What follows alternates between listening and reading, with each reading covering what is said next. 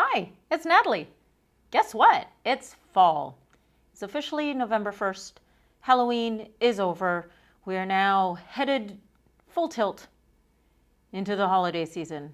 Good God. So I thought we should actually discuss some wines that are sort of a good transition from the hot summer into the coolness and crispness of fall. So this lovely episode is Fall into Wine. Join me. Welcome to the grapes. Just because it's no longer the hot, summery heat of summer doesn't mean we can't drink whites. So we've got a lovely Riesling from the Alsace region, Willm 2022. This is a lovely wine. It is summery, but it's got enough heft to it, if that makes sense. Let's just pour it out because it's also Friday and it's been a heck of a week.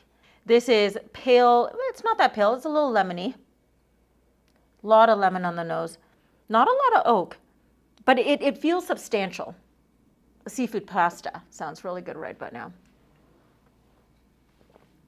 Oh. When I say Riesling, people go, gosh, it's going to be sweet. It's not. There's a little bit of gasoline on the nose. Don't be afraid. It doesn't mean it's going to taste like gasoline. This is nice. This has got a lot of stone fruit. Remembering summer, but you look outside and it's snowing. Not great. But this is good. And it's only $19.95.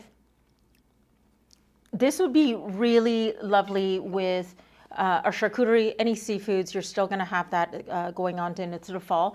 And just so you know, Willm Estate has been around for a very long time. I'm thinking 1896, if I'm not mistaken.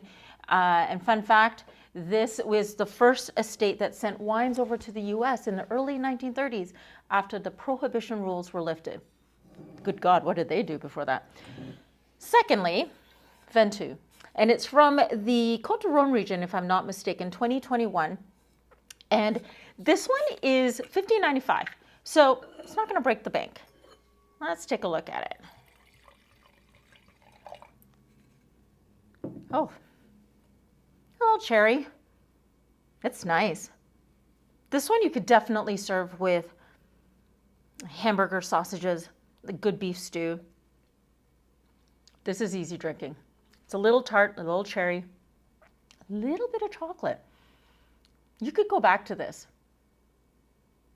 And I think this actually might be better with food than on its own, but feel free to, put a link and a note into the comment and let me know whether or not that works for you. This is easy drinking. I mean, I can imagine, guess what? Again, Friday night, might be finishing off this bottle. I'm not going to lie about that one. So that one, $15.95. First one, $19.95. And then this is the big bombshell. And I don't usually like spending this much money on wine, but this is $24.95. This is J. Lohr Paso Robles Cabernet Sauvignon. This is going to be a big blockbuster. It's going to be big and bold. That's like the Cab Sauv out of California. It's guaranteed to sort of blast your mouth with a whole lot of flavor.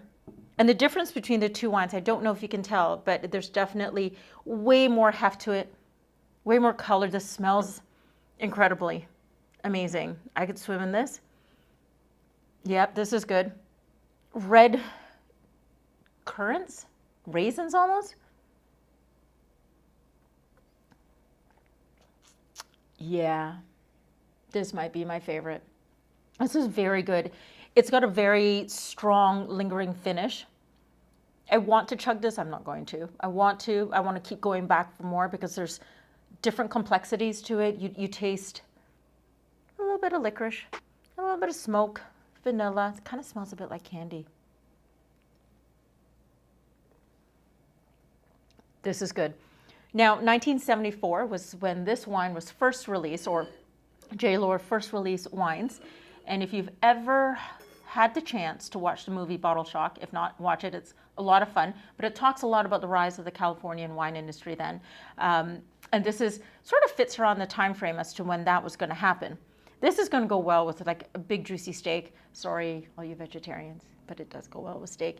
This will also go well if you wanted to have it with some really strong cheese or on its own in front of a fireplace. I don't have one here, but I'll imagine it. I'll put it on my telly. And there you go. You've got 3 wonderful wines to take you into fall. Hopefully you won't miss summer as much as you think you might, but you've got, at least you can drown your sorrows and have some wonderful wine. So this is Natalie from The Grapes. Just a reminder that good wine does not need to be complicated. Cheers.